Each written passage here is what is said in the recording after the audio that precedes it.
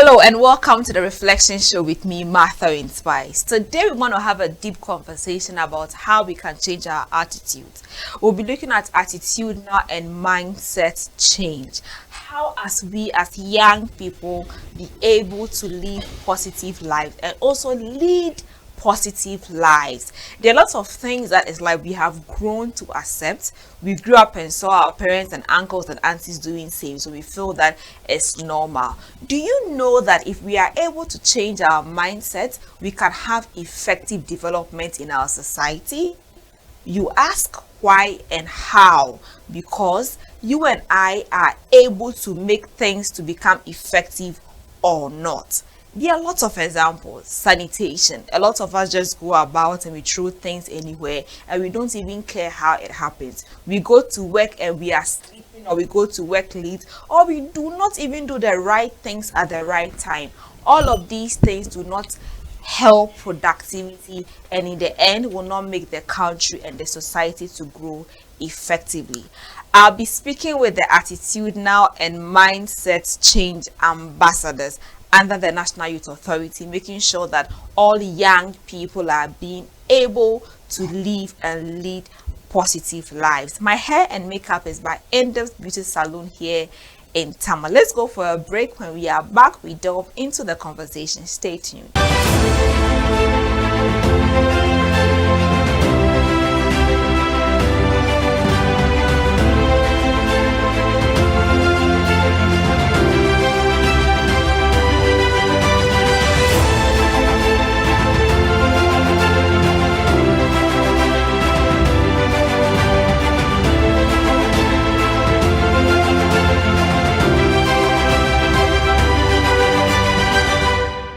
Welcome back from the break. I'll be speaking with Madame Blesslana Foye Kando. I'm just happy the way I've easily mentioned her name.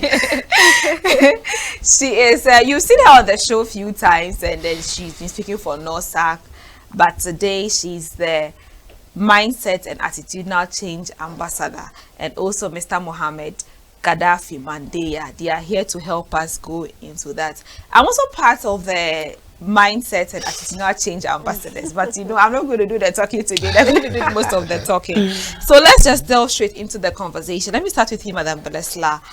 Attitudinal and mindsets. How can young people become effective when we are able to change our attitudes or mindsets? Thank you very much, Martha, and it's always a pleasure to be here. You know, when you talk about attitudinal and mindset, it's all up in our head. Yes. And sometimes, growing up, the kind of environment that we grow in, the kind of society or cultural values, we grow and then we adapt to certain things. And then so we just go with them. Now, I believe that sometimes some of these limit our ability to be able to do certain things and appreciate certain things. So when we have the opportunity to kind of, it's like a reset or a reboost, where you are reclaiming yourself, to be able to reorient yourself and then claim that power to understand that it's all in the mind. Once you have a positive mind towards certain things, your personal growth, development, and even contributing to national development and your society as whole, then you're able to make a lot of change and contribute to development. Mr. Gaddafi, mindset and attitude especially. How can we as young people change our mindset?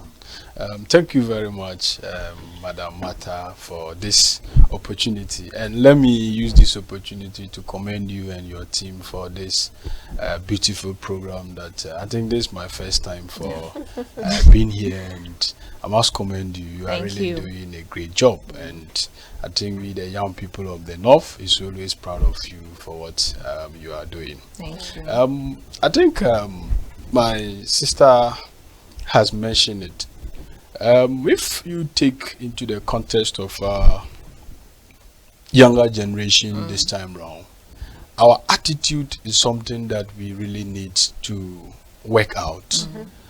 Because going, you know, somewhere in the 90s down to 2000, the way we used to think is not like how we think today.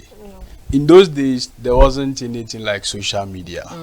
And so in the morning, in the evening, you see young people sitting with their grandparents, sitting with their uncles to talk to them on some of the issues that they need to do and some of the things that they don't need to do.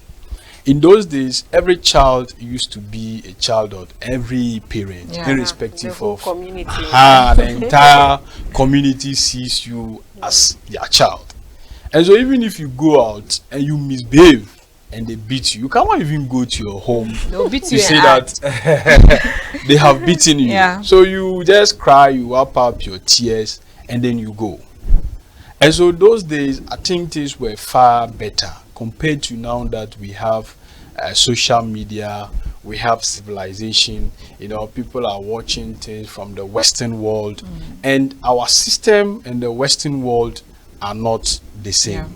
So it has negative effects on our younger generation now. So it has make their attitude differently.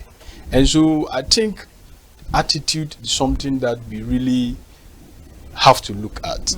And for me, I think the best way we can look at it is how we bring young people together, especially in our education curriculum, how we can integrate our social life into education curriculum, telling them about how they need to respect the elderly.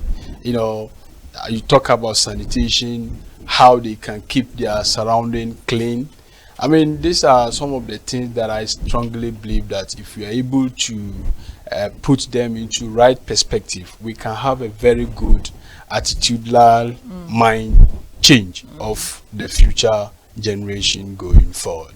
Yeah. Do you think that our parents did us wrong by some of the systems they put in place that is now affecting us? And also, it's like we are trying to move ahead, but there is this system of pull factor pulling us behind. Do you think that is causing us to actually not advance accordingly? Yes, in one way, I would say yes, because like I said, if you want to compare the previous system and the current system that we have, if a child is limited, especially in the room, and is not given the opportunity to explore the current world that we live in, it will draw you back. Because there have been a lot of changes way back, that how we used to do things, and it's not the same way we now do things. So if our parents ask you, I don't want you to mingle out, I always want you to be indoor, it is going to limit you from getting or achieving the dreams that you have set for yourself. It is actually going to affect you.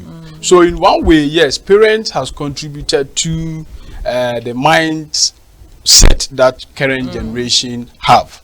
But on the other way around too, we are fortunate to have people who we listen to either on radio stations, on television shows, and even on the social media. We have to listen to people who have actually, you know, done a lot of research in terms of what we can do to change our psyche, to change the way we think and how we can, you know, transform the way we want to transform. So I believe, yes, parents has a very strong role to play when it comes to how we can develop as a young people going forward. Okay. Yeah.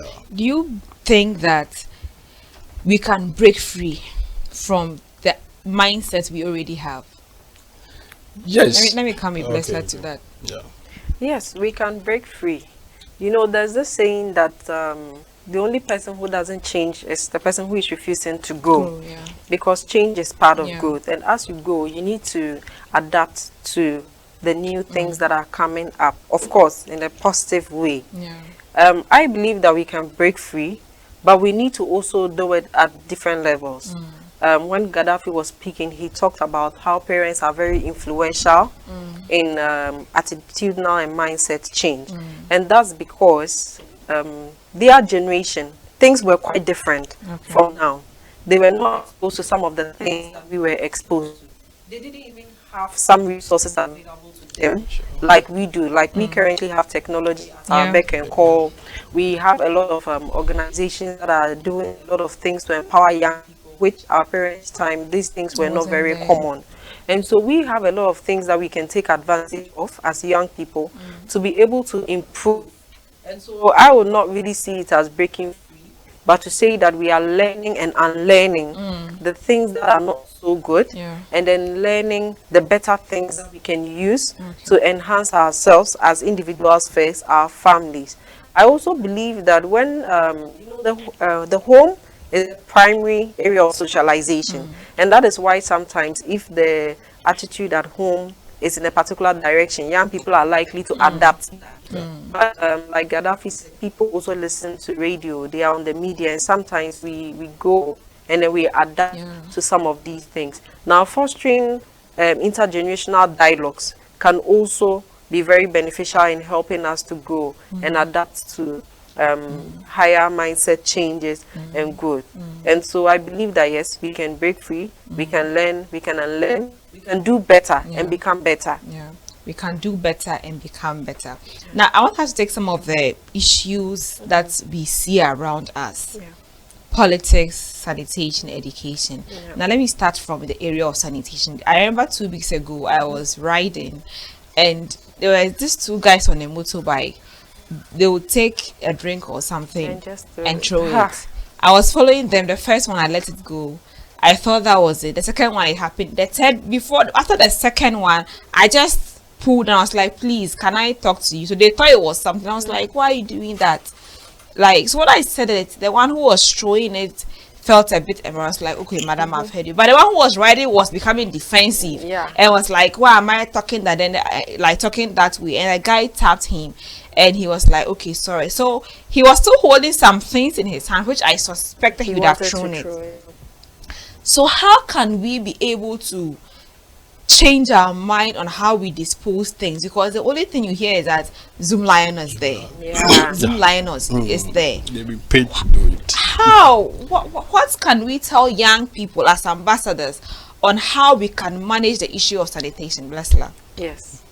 For me personally, I always believe in young people seeing things differently from what we are into. There's this book that I read by Taka Awori. She's one of my mentors, and she said something that I like to read whenever I'm engaging young people. She said that you don't need a title to be a leader, and being a leader is about making a difference somewhere, no matter how little it is. So it's more about, as young people, seeing ourselves as leaders in every situation. I don't have to be the CEO of Matter Inspires to be a leader. I could just be a team member, but whatever change I'm making also makes me a leader, not necessarily being the CEO.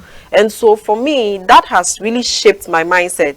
When it comes to sanitation like this, I cannot throw a sachet somewhere. Sometimes you pick my bag, you will see at the end of empty, because I have made myself understand that, look, I need to also contribute to change. I need to contribute to making the environment safe and healthy. And it's not just about seeing that this is somebody's job. Of course, it is somebody's job, but you also have a role to play. It doesn't mean that because it's somebody's job, you make it worse for the person. Sometimes we need to see it from that angle. And so how can I make my environment healthier? How can I make Ghana cleaner, Tamale cleaner, Chogo cleaner, Malshegu cleaner? How can I reduce cholera or other sanitation issues or diseases? When it rains, our areas are flooding, our gutters are choked, and we all complain and we call upon the government. As a young person, how can you reduce this? What can you do? And you can do that in your own small way by not contributing to the filth in the environment. If, like you said, sometimes it's very disheartening when you see vehicles, sometimes very beautiful, posh vehicles, and then they just throw a sachet or a bottle out, and I feel like going to stop them and say, and you want that these are adults. Yes, these are people on a normal that you'll be like our honorables. So like we said, it's a mindset thing. they have grown with it, that understanding. You believe that it is somebody's job. Somebody will come and clean it. Somebody is being paid to come and do it. So I just need to throw it out there and it will be picked. We are not seeing it from the other angle that as I put it there, I'm contributing to all the flood issues, all the health issues like cholera we have been witnessing and all that. If we begin to see it that way, you would know that, no, I need to put it somewhere. Sometimes in a moving vehicle, people don't even appreciate that you can leave the rubbish in the vehicle, because when the drivers get to this, they will clean it. But we will still throw it out because we believe that somebody would come and clean it. And so once we go with it, we do it to a point and it becomes part of us, and we are struggling to let go of it. But you know, they said that it takes 21 days to form a habit. So when you make up your mind that, okay, for the next 1 month, I'm going to try and keep whatever refuse in the right place, and you do it and you do it. If you get to a place and there's no bin, put it in your bag, put it in your pocket, your car, under your motorbike seat, anywhere that will not contribute. And when you get to where there's a bin, or you get home, you pick it and you put it there, and it becomes part of you, and before you know it, you will not even be able to do it, and you will also start encouraging others to do same. Gaddafi, how can we change our mindset towards sanitation, especially Tamale? I keep mentioning Tamale because that's why I live, and that's why I see most of the things. This is our home, and there are times that you see people even go as far as want to even take out the refuse from their gutters, and me, I see it to be a cycle. They take it out, they leave it there, then it goes back. Why? How can we change our mindset in that regard? I think I will look at it from education perspective. I think education is key, because most youth groups, organizations have come up with various strategies in terms of cleanup exercise, especially in Tamale here. And so you just go to the bus stop, you clean, the next few minutes you go back there, they have it's filthy, filled the place again. So I think education is key, because when we keep on, you know, educating the general public, especially in the schools and then the lorry stations, it's very, very common. I myself, I think I've also stopped a number of vehicles on that. You see, especially these are local women, they will eat inside the vehicle that they are traveling with, and then they will throw it outside on the street. So mostly I engage them and tell them that, look, when you are done, just put the rubbish inside the bus. When you get down, then the bus owner will pick them and dump it at where it's supposed to be. So I think the best way we can help in making sure that our environment is clean is by providing education to this category of people, especially the younger generation, because if you look, there are those who generate more of, you know, the rubbish. They drink pure water, they throw it anyhow, they pick them. So I think education would really help us if we really want to change this mindset. I remember we did another campaign at Abattoir where they slaughter this meat. And like Blessler said, I think we engaged one of them, and he told us that they pay tax to the ensemble. And so it is the responsibility of the ensemble to clean the place. Wait, after they have killed their animals, exactly, they will leave it. Ensemble will not come and clean the ensemble has to come and do that cleaning, because they pay the ensemble to do that work. And so we asked them that, don't you know you can fall sick, and the people that are going to feed on the meat that you have produced can also fall sick? They said no, but that is not their work. For them, their work is to come and kill the animal, dress the animal, and go and sell. That is why they pay money to the ensemble, so the Zoom Lion should come and clean the place. So that is the mindset that we have. So if we are able to provide, you know, vigorous education for people to know that yes, it is the responsibility of the ensemble to provide those services, but you don't need to wait for the ensemble to come and provide those services, because it is going to affect you, the individual, yourself. Not really, maybe, yes, it can transcend to those that you are going to sell those products to, but think about you yourself first. So I think that the most important thing for us to do as people is to provide education And this education should not just be maybe going to One radio time, station yeah. or just going to the street to talk to them.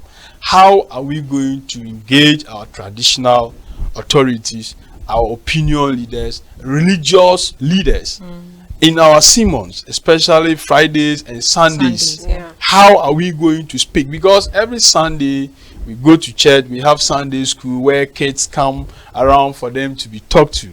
In the mosques, the same way the imams also preach. So how are we going to make sure that we factor all those things into our conversation, especially in those areas?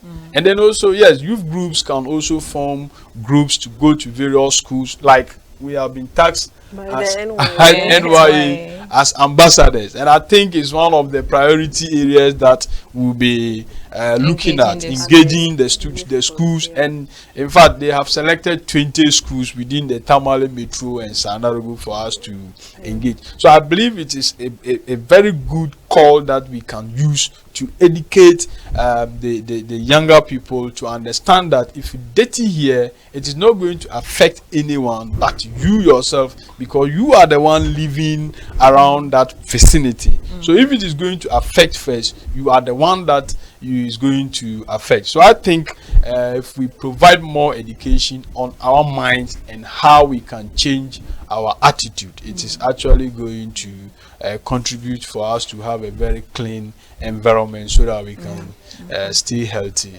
Okay. Yeah. And let me just add that, when you are talking about attitude and the mind, it's something that takes time to change. Sure. You can't just change it at once.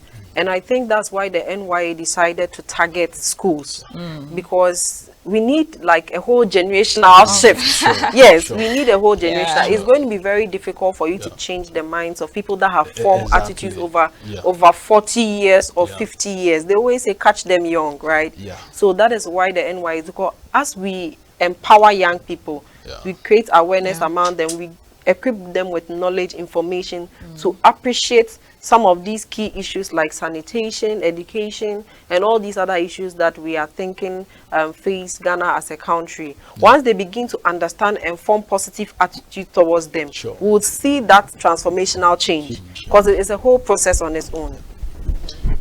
And sometimes I just really wonder, what is the role of parents in bringing this attitudinal mindset?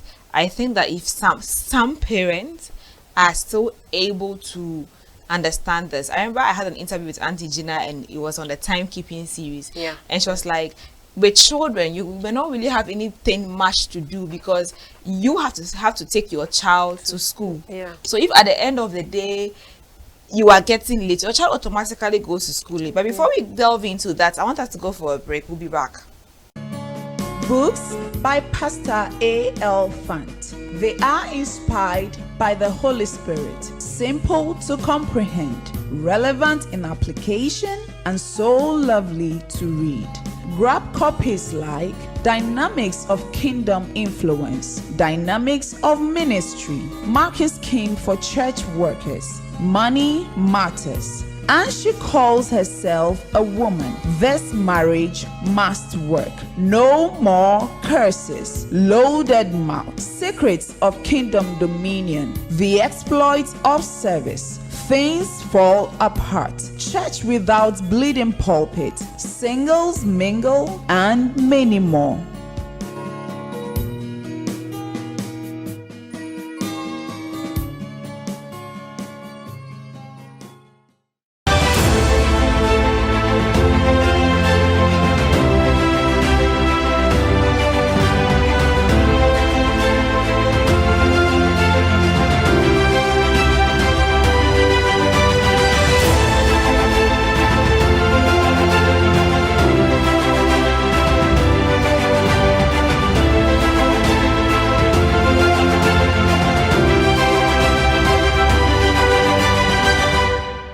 Welcome back. We are about to attack parents a bit. And sometimes when I'm talking or I'm doing a show and I'm like, parents, someone's like, you're not a parent yet, so you won't understand. Anyways, but how can parents contribute to attitudinal and mindset change? Let me come to Blessla on this. You know, earlier I mentioned that the house is the primary Yeah. source of socialization. So most often we would form our habits from home. We will pick up a lot of these attitudes or the beliefs and the things that shape us from homes. And so it's very important for parents to be able to keep us on the right track. Yeah. However, sometimes you can't blame the parents. It depends on the kind of socialization that the parents have also received. And that is why it becomes a generational thing. We pass it on from generation to generation. So at this point, what parents can do is to seek out information, to get involved.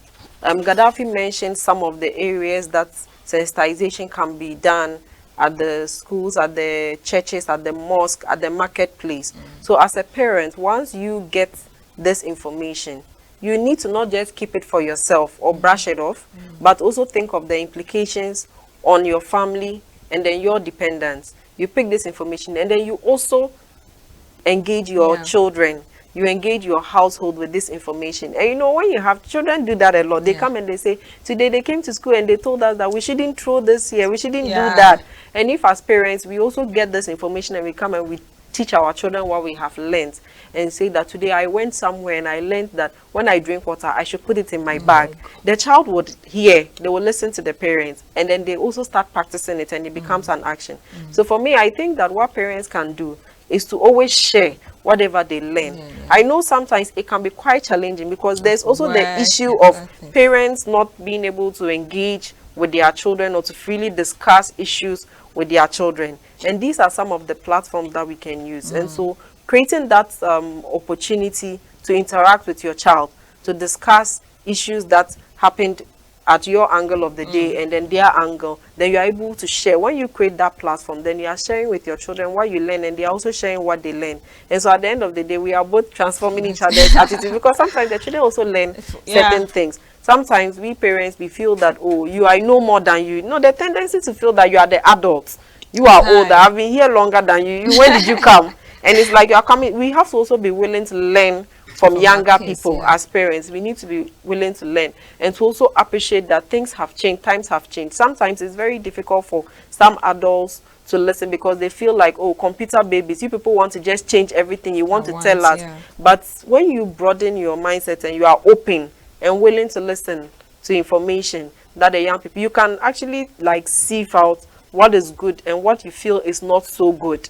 And then it can benefit yourself and your family as well. So I think that openness to be able to learn, willing to learn and also share with our children would actually From the help. male perspective, Yeah. how can parents or fathers, because most of the times maybe our mothers are easily attached to us, or you are those they call dagbando. You don't talk to your children. You when the child sees you, he must fear you. How can the fathers help in changing the attitude? Because I believe that some fathers would also be able to say, okay, this happened years ago, I think it has to change, the narrative has to change. But how can fathers be able to contribute to making sure that young people are learning enough? Yes, so I also agree that there's the need for that father or mother and child relationship. Because there is a saying in our local language that a child, when you grow, you pick the meat that you found on your father's or the cooking pot of your parents. That is what you pick.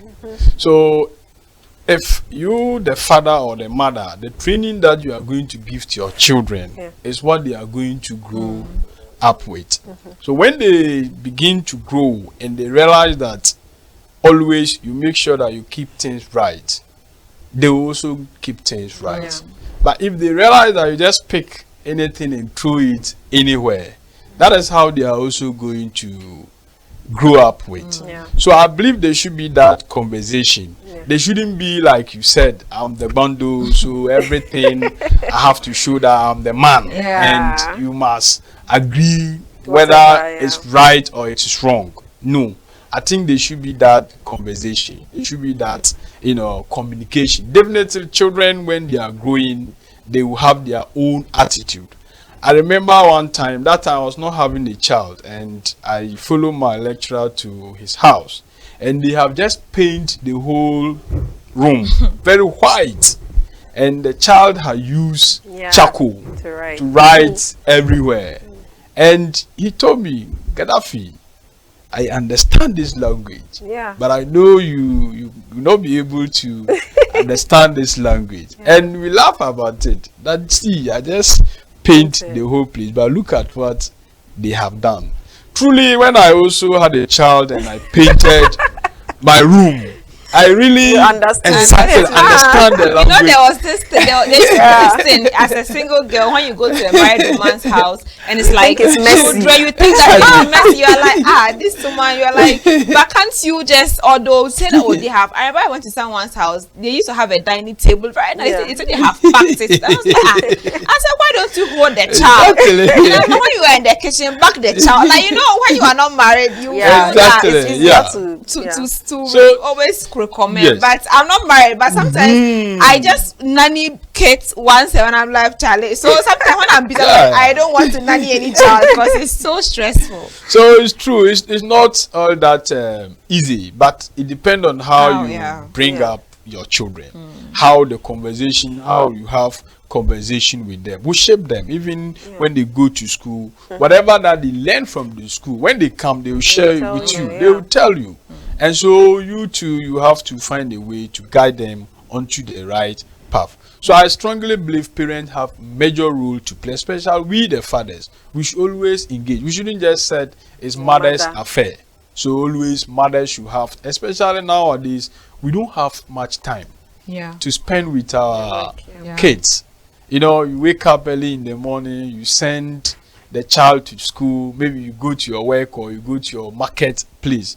You come back in the evening, maybe the mother is busy cooking, the father is also busy doing. So by the time you have time to even sit with the child, already the child wants to sleep. Or you yourself, you even want to sleep. So I think it's good we always try to engage them, to give them direction.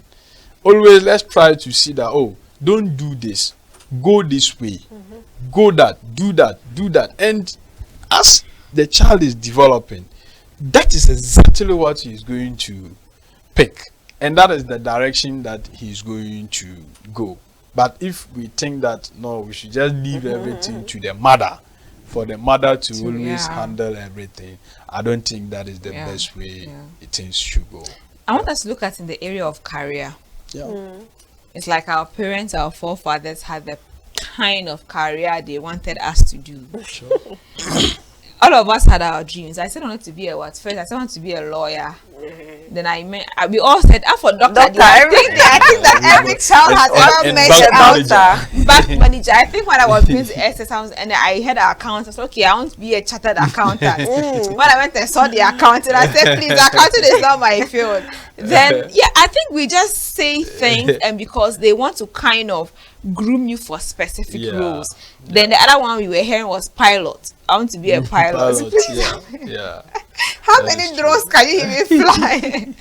How can we help ourselves to understand that, even our parents, that we need to veer our potentials towards our career, not just because of what our parents want us to do? How can parents help us in that?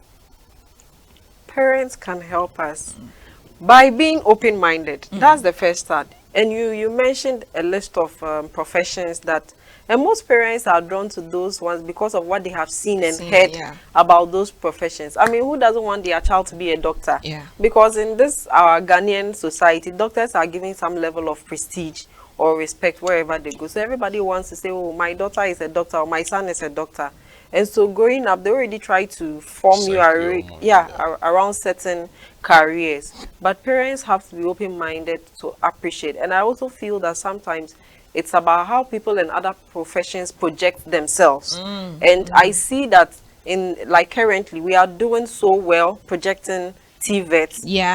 Because initially people had this mindset that it's only people who did not get what they wanted to do that will now go into skills. So when you tell your parents, I want to be a dressmaker, they are like, whoa, no, I didn't take you to school to just come and be a tailor. But you know, like at the Youth Empowerment Summit, they were talking about all those other things, like the dresses we are wearing. And we realized that these are very important people things in our everyday lives, and without them, we can't do anything. So it's just about how these are, like say, maybe branded and how these are projected. And so on the mindset about you know, how we think that some of them are not. I've done some interviews with TVET people, and sometimes I'm like, if I was going to SS today, you would want to I'll go in go that into level. TVET. Exactly, myself. Because now that I have more information, I understand it. You know, I think also our educational system did not help very much because they also veered us towards a particular path. And I used to tell some of my colleagues that growing up we had life skills, and at a point they just stopped. And those were fun moments. We enjoyed those things, learning some basic sewing things, doing our cooking and all that, and then they just stopped. And at a point, even in school, our curriculum is gearing us towards certain courses they think are professional. Like yes, and so it's limited us. But we have that opportunity to broaden our mindsets, to learn. Now there's a lot of opportunities to learn and appreciate the various careers that are there. There's technology, there's internet where you can read a lot. And of course, thanks to internet, we are also seeing a lot of people who are doing so well in these areas to understand that there's more to some of these professions than what we see. I mean, initially people would just think that if you are a carpenter, then you are just like the local carpenter I know in my area. But now you would even see young people who have branded their carpentry businesses or profession. Yes, a big company where they also offer trainings to people. They offer services to big companies, even in Ghana and beyond. And that is the level that we can go. Someone posted a joke where he said he wanted to do a particular profession, and then the father said no. And then he would disown him. He went ahead and did it, and because of the money he was making for it, the father is now managing the company for him. You know, so it's just that thing. We are so close-minded about certain things, and like I said, I don't blame them. It's how they they also got raised and all that. And talking about it, I will even still bring the issue of gender. You know, I can't talk without that because it's part of the mindset where we feel that boys need to do certain jobs and girls need to do certain jobs, and so right from childhood we are being coached around some of these jobs. But the truth is that girls can also do some of these jobs that boys do. Girls can be carpenters, they can be tile layers, they can and be it's so interesting. engineers. My next episode will be on some young girls who are doing in painting and designs and things. You will see that video soon. And then I interviewed a girl, Ubeida. She is married already, and she wanted to do something, and she went into plumbing. According to her, it's affected her marriage because her mother-in-law and father-in-law were all against that. How will you let your wife go and do this kind of course and all of that? Then she was like, she persevered and did all those things, and later on that her father-in-law was digging what and hit the pipe and called her. And she was like, you come and try and let me. And she did it perfectly. Now the father-in-law is actually recommending her to people. And I think one of the episodes I was interviewed, and even at the pre-summit last year, she was there, and she met the Dabokwa principal, and just through conversation, she got a job at Dabokwa Technical Institute, and she's not just a plumber, she's also training students. Let me say, she's even a teacher. Wow. You don't have to know how to speak English to be a teacher. It's a technical school. So if you can do it's more practical. It's more practical. And that's what she's doing now. And I was just so amazed about the fact that it's making more young girls or more young people gear towards whatever that they want to do. And I hope this year I'm going to do so many TVET interviews because I feel free. It's not it's not too that's sitting down. It's sometimes I go to the floor. I did one for the Bukwa where I went to the tour and the other episode too. I just sat with the girls on the floor. Just tell me how the journey has been. And there was this girl who was like, she didn't even have anything to do, and she was at industrial area with their cars and things, and she was like, she's the only girl there, and the priority she gets. And I'm like, imagine you Yeah. go there, only one or two girls. More, I would want to give my job to a girl. Sure. Because me, I'm like that. I'm very Yes. biased. If I come and there's a girl, It's give like it to me the wanting girl. to buy Yeah. yogurt one time in the back. So I said yogurt. When I said yogurt, it was the guy that actually saw when I said it. And I saw the girl running, was like, and after I said, oh, I won't buy yogurt again. I went to the girl to buy the yogurt. And okay, so I'm like, this gender buyer, I'm not being gender buyer. I know, right?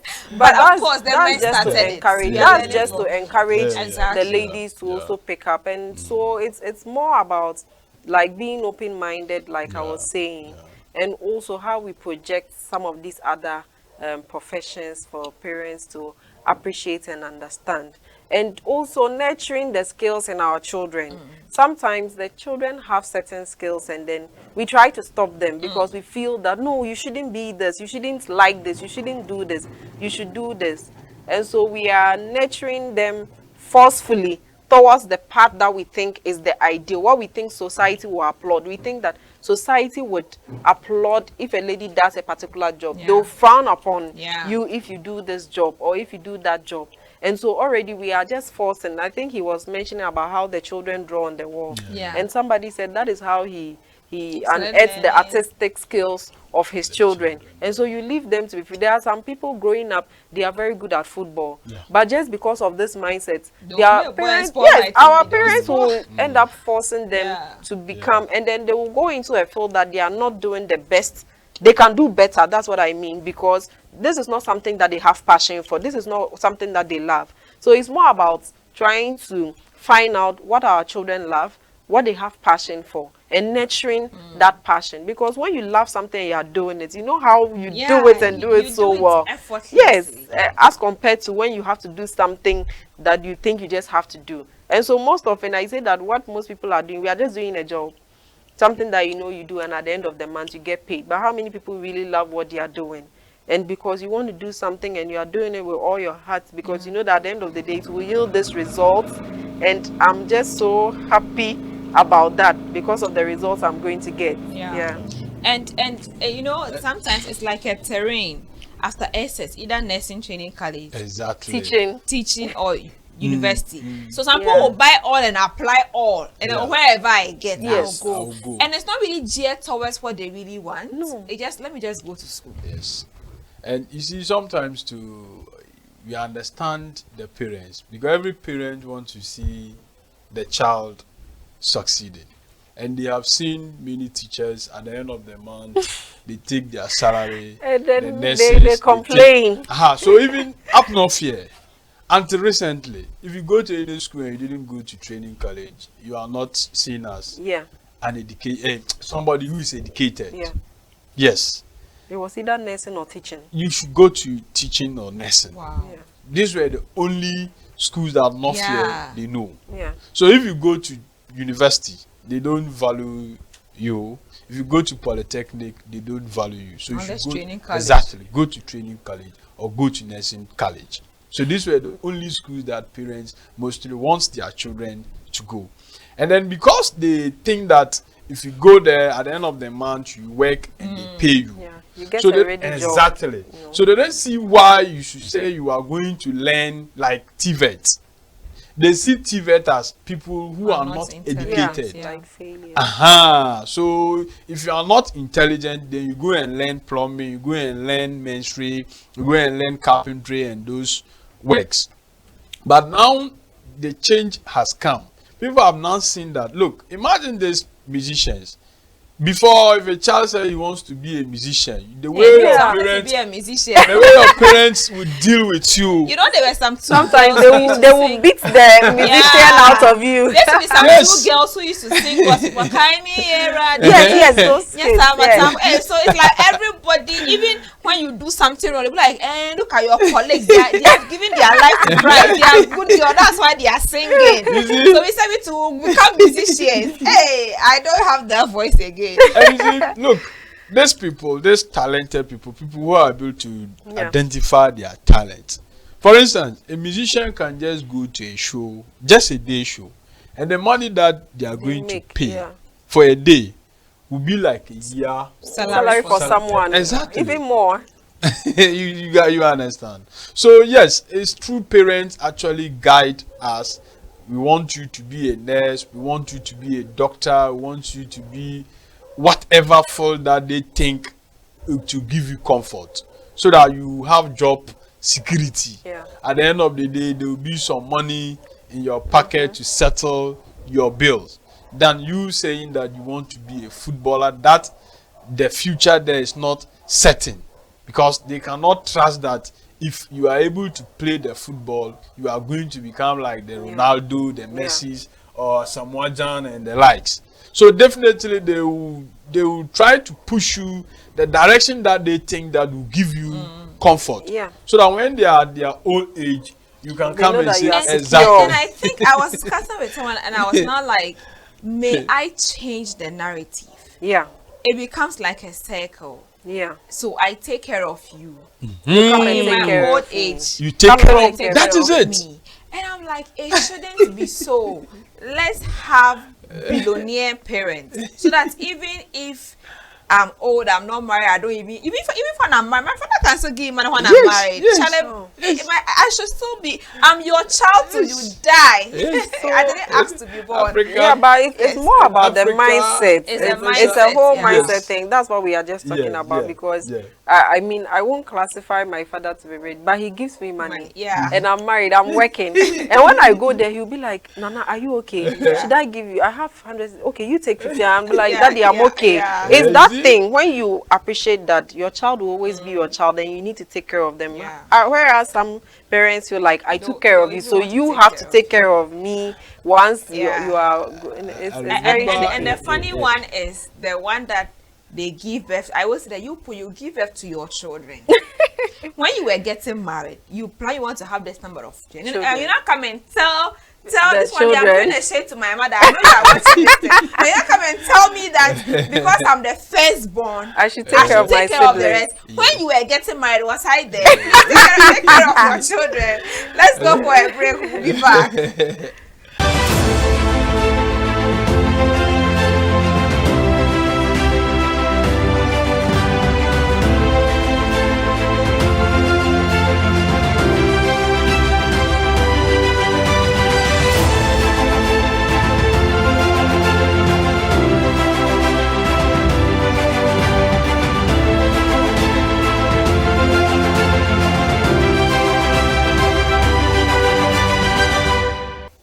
Welcome back from the break. I believe that at the end of this episode, at least your mind should change about something. If not for anything, you should understand that don't throw rubbish when you finish eating or drinking.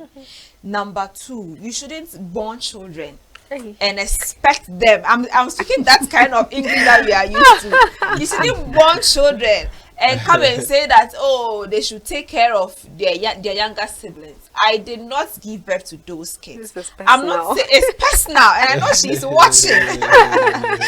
And sometimes I say that it's okay. It's normal to want to have your elder siblings support the younger Support, siblings, yeah. but don't make it a Their main responsibility. responsibility. Now you see that most firstborns, most times, if it's not Yeah, some Takashi, they are really unable to succeed. Yeah. sure. And their younger siblings will now succeed, and it will be tough for them to now look after the Yes. first one Yes. because they'll feel that they are nagging or they're over demanding. Yeah. Meanwhile, they have to make serious sacrifices That's true. for you to be where you are. Parents, don't put I have to do an episode on firstborns, challenges on firstborns. It's true, it's true. I have to do And an last episode. borns. on- No, last ones, your own is last ones. That's what- Last ones, they feel too entitled. I don't know. It's like they Oh, feel please, no, last. No, but that's true. They Last feel ones, entitled to things. We are the sweetest. Yes, sometimes last ones sometimes can also be lazy, and Oh. they feel entitled. I heard some of Hardworking, them. oh. Or maybe you are not part of them. We are hardworking. But some can feel very entitled. Please, you have to understand that your elders actually made a lot of sacrifices for you. Now, let's come to how can we actually change our mindsets for parents to. I think I watched an episode where Gifty Auntie did an episode about firstborns, and we were actually crying. about their mothers or fathers, blaming them for they not even feeding that day. Yeah. That they have to go and work and come and feed the family. So sometimes I feel that we actually want children to prove a point of fertility. To say that I'm married, so I also have a child. But we don't prepare for children. How can we change this narrative? Let me start from Gaddafi.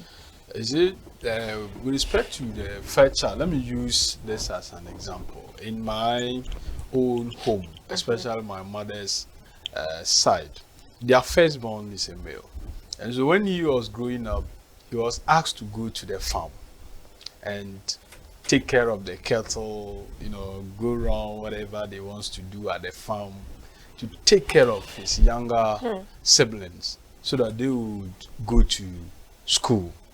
So now, as we speak, they have that rival between them. Because the firstborn, he couldn't take care of his children to be educated. Yeah. But those that he supported, some of them are further. now working, and they are not taking care of their children. So anytime that the He firstborn wants something from The the younger ones, it becomes a problem. Yeah. So yes, it's true that there have been a lot of burden on the first child.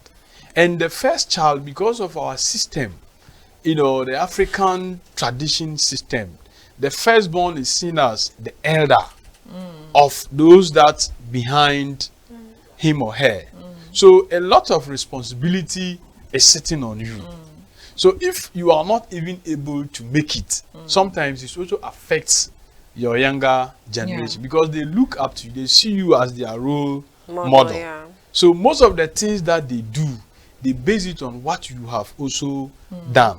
So yes, it's true that there's a lot of pressure when it comes to the firstborn. So I agree that the parents shouldn't put all efforts just on the first child, that they should be responsible for taking care of their younger one. Sometimes even the mother is going to the hospital, come on, let's go, firstborn, your younger ones go to school, but you follow us to the hospital. So it really deprives the first child on whatever that he or she wants to achieve, do for herself. So I think parents should if have you're a girl, time I for don't all marry you off. Exactly. And collect 4 cows and sell and then take care of the other. Exactly, and take care of the children. And then at the end of the day, later part in your life, you will be struggling. And that time too, your younger ones are also busy taking care of their children. And so they won't even mind you, not to talk of you always, especially when you demand today and they give you, tomorrow it becomes a problem. But if you give all of them the space, and everybody is able to find his way in terms of how they want to develop, I believe they will all be responsible to look after their unborn or their generations too, so that there won't be any burden on anyone within the family. But if you stress one person and you allow the others to go because you think that he is the Banglana, we call them Banglana in our local parlance, we call them Banglana, he is the head. So for that matter, everything he must, is actually going to affect them when they all grew up at a certain stage. How can parents actually help maybe a balance with siblings? First of all, you asked the question earlier. It's all about planning to get married. Because sometimes you ask the question, why did you get married? And I'm 28 years old. I met someone and they are asking me every day, when are you getting married? When are you bringing the guy home? Because like we talked about mindset. Sometimes some of these things is a whole mindset thing, whereby even after a couple has just recently wedded, in a few months, everybody starts asking uncomfortable questions, wanting to know whether is your wife pregnant yet. People are watching to see whether the woman has a baby bump. Yes, because they feel that right after the marriage, there should be a baby. Exactly. People are not even wondering whether that couple has assessed themselves and feel like financially they are not ready to have children. And so often we also go with the pressure, and you start having children. And we said it's a mindset thing. If you have 2 boys follows, where is the girl? If you have 2 girls I know, follows, where right? is the boy? And once you start having children, we feel that, just because of how our parents have also passed it down to us, my child is also supposed to come and take care of me. Like my father, I'm also taking care of my father and my mother. or something like that. So at the end of the day, we also continue that cycle and create that pressure on our children.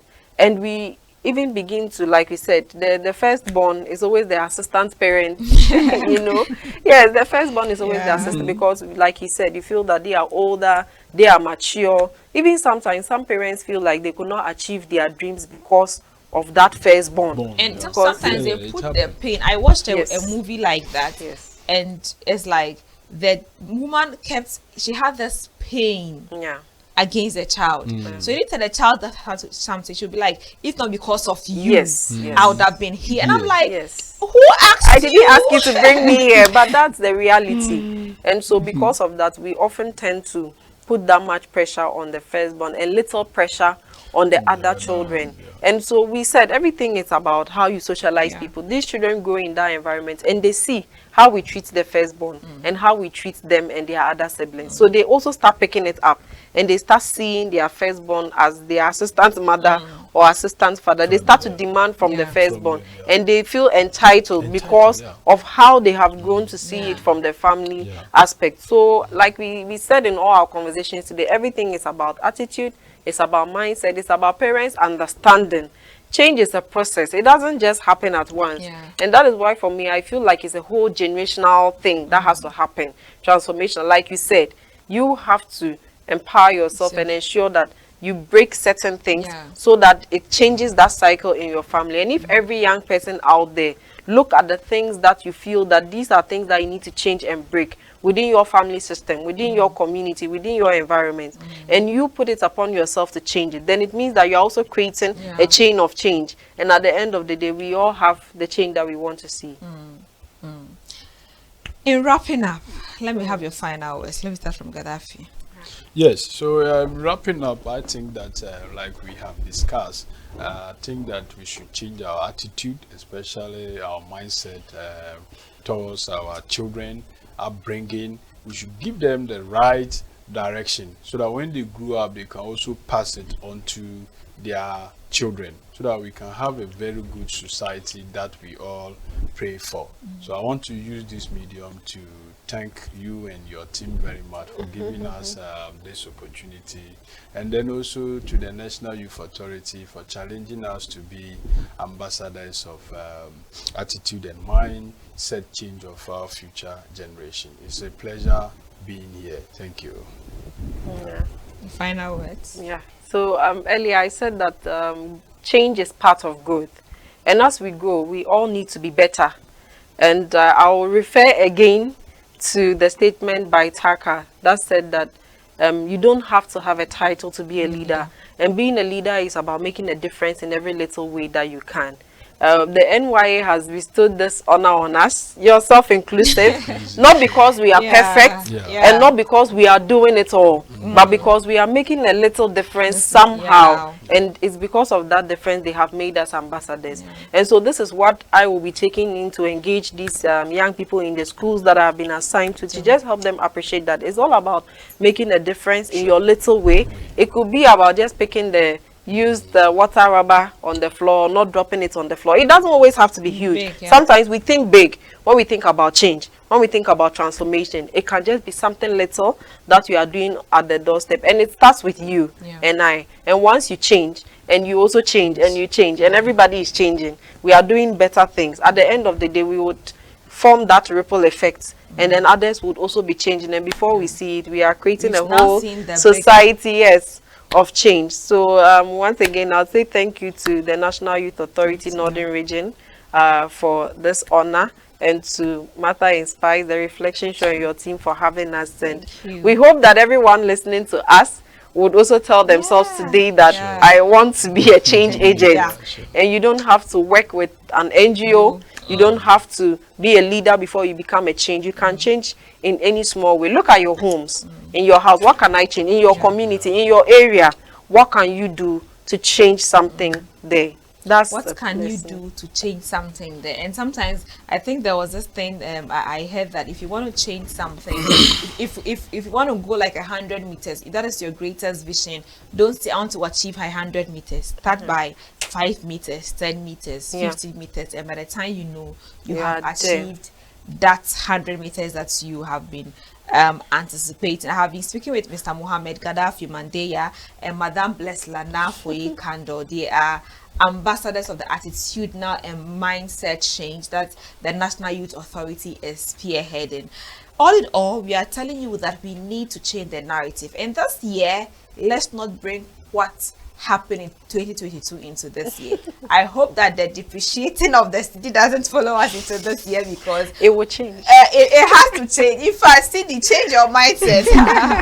Change your mindset, because we actually need to make a lot of savings to make that impact in the lives of young people. I am Martha Inspires. I'll be back with thoughts. Stay tuned.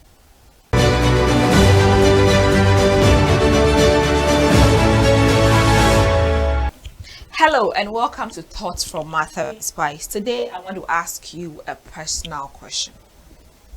Do you want a change in the community? I don't want to say Ghana. I'm just starting from the community perspective, because if we are able to start from the community perspective, if everybody wants to actually start from their community, at a time we'll see that Ghana at large has been changed. I think there is a community in Ghana called, is it Asinkusua or something like that? It's the cleanest city in Ghana. If you drop something, you'll be arrested. Wow. If you misbehave, you'll be arrested. And the chief himself has made that decree. A few weeks ago, my pastor preached a sermon and he gave us an explanation about Singapore. And he said that if you even use someone's Wi-Fi without the permission, be arrested. If you drop something on the floor, you can pay as much as $100. If you like, there are some things that you cannot do in Singapore. You can check that online. But why is that when we come to Ghana, when we come to Tamale, we do not want to live this kind of lives? I beg you, today, make that conscious decision, make that conscious effort to make sure that you want to change something. Do something for your community, do something for Ghana. Even if you cannot help pay the fees of someone, do not litter around, especially at gatherings, weddings, funerals. What's the name? See, if Matt is around the corner, I can imagine how the Jubilee parks of Ghana are going to be dirty. Sure. Meanwhile, we are going to be shouting, we are celebrating Ghana's independence. But after that Independence Day celebration, you realize that our parks are full with filth. Please, as young people, make sure that this year, if you will not do anything at all, you do not litter around. It can reduce the number of people we have to employ to clean our streets. And that, in effect, can save the country some money. Please, as much as possible, in anything that you have been dwelling in for maybe all the days of your life, but this year, let your mindset and let your attitude change, because we need to grow and glow. We cannot glow when we stay dirty. We cannot stay healthy. Cholera, very soon it will be rainy season and our gutters are going to be choked. Let's reduce the number of young people, the number of children who are dying out of malaria, who are dying out of cholera. Because mosquitoes are everywhere. Because we are eating things that are getting dirty. The market women, we say that things are up high. So some of you are overcharging us. Let's change our mindset. Let's make sure that we are living a very fruitful life, because we need to grow. And we cannot grow if we are not able to change our attitudes. As Ghanaians, let's change our attitudes. As young people, change your attitude. I believe that you've been inspired by this episode and about these few thoughts that I have shared. Make sure that a young person by you hears this message. I am Martha Inspires. Have a good night.